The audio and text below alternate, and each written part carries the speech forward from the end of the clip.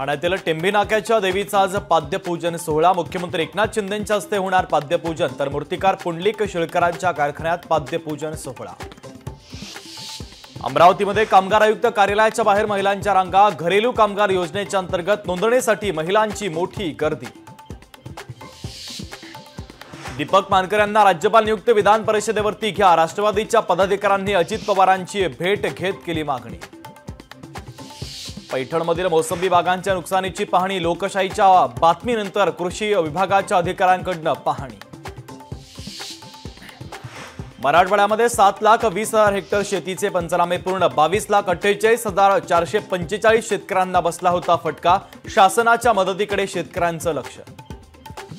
जालना जिल्ह्यात आज आणि उद्या पावसाचा येलो अलर्ट। वादळी वारा आणि विजेच्या कडकडाटासह पावसाची शक्यता। जायकवाडी धरणाच्या 12 दरवाजातून 6,288 क्युसेक्न पाण्याचा विसर्ग। धरण परिसरामध्ये पाणी पाहण्यासाठी नागरिकांची मोठी गर्दी। हरियाणामध्ये आप आणि काँग्रेसचं बिनसलं। हरियाणामध्ये आम आदमी पक्षाचा एकला चलोरेचा नारा। मनोज जरांगे पाटील यांच्या सोशल मीडियाच्या मागे आमदार रोहित पवारांचा हात। बार्शीचे आमदार राजेंद्र राऊत यांचा रोहित पवार यांच्यावर गंभीर आरोप। नांदेडमधून वसंत चव्हाणांच्या मुलगा रवींद्र चव्हाण यांना उमेदवारी देण्याचा ठराव पारित। लोकसभा पोटनिवडणुकीसाठी जिल्हा काँग्रेसचा एकमतानं ठराव। साताऱ्यातील गणेश मंडळांच्या कार्यकर्त्यांनी घेतली खासदार उदयनराजे भोसलेंची भेट। गणेश विसर्जनासाठी पोलिसांनी घातलेल्या निर्बंधांबाबत वाचला तक्रारींचा पाढा। नितीश कुमारांच्या सुरक्षेमध्ये चूक। पाटण्यातल्या सरकारी कार्यक्रमाच्या वेळी कमान कोसळल्यानं सुरक्षा व्यवस्था कोलमडली। उपमुख्यमंत्री अजित पवार आज पुण्याच्या दौऱ्यावर। अजित पवार हडपसर आणि मुंडवा भागात विकास कामांची करणार पाहणी। पालकमंत्री तानाजी सावंत आणि धाराशिव जिल्हा दौऱ्यावर। परंडा मतदारसंघातील जवळपास 12 गावांना भेट देऊन दौरा करणार।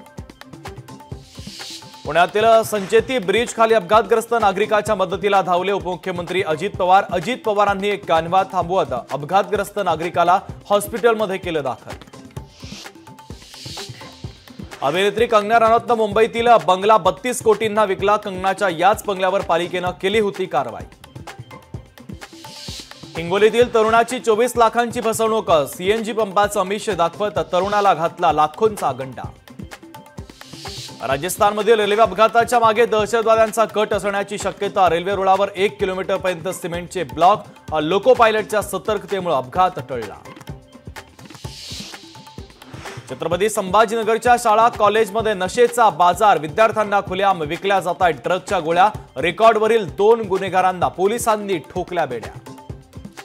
मणिपूरमध्ये विद्यार्थ्यांनी केलेल्या आंदोलनाला हिंसक वळण। शेकडो विद्यार्थ्यांनी राजभवनाच्या मुख्य दरवाजावर केली दगडफेक। दगडफेकीच्या घटनेत 20 जण जखमी।